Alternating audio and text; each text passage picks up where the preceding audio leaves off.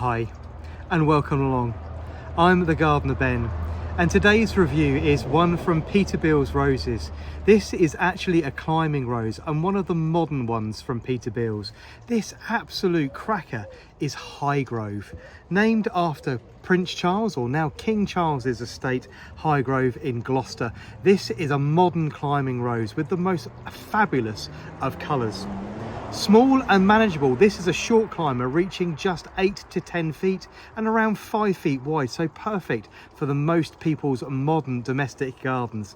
And it's really the colour on this one that is really going to steal the show. If you're craving something deep, sumptuous, with that lovely rippledy velvety edge, this is going to be a climbing rose that you may want to look out for, along with the other attributes that it has, together with its vigor, its health, and the sheer amount of flowers this particular rose produces. Let's start with some basics for you. As I say, bred and introduced by Peterbilt's in 2009. This is Highgrove.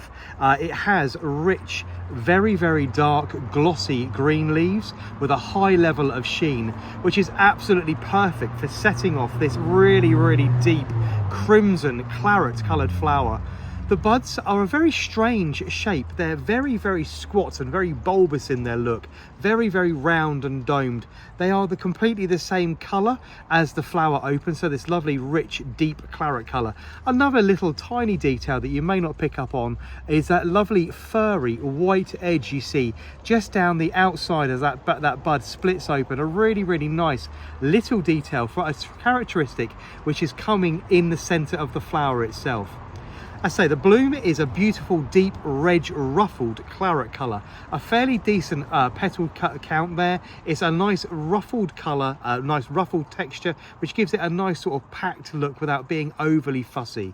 On the backs of the petals you've got this beautiful streak of white tinged pink up the back at the back, right at the very bottom, as it connects to the stem there, and a little bit of a surprise in the center, a little tiny cluster of white stripes in the very center, not particularly apparent on that one, but on the center of this bloom here, a little tiny white eye with golden stamens right in the very center.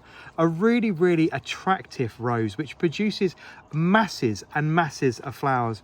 Mine is only a year old and is already producing 20-30 blooms at a time. It's got a huge amount of vigor and a really fast repeat. So if this is a rose you want to grow and cover a fence in a small space, or something you want to put up the front of a house, this is going to work really hard for you. Produce loads and loads of flowers and get established to itself really very quickly.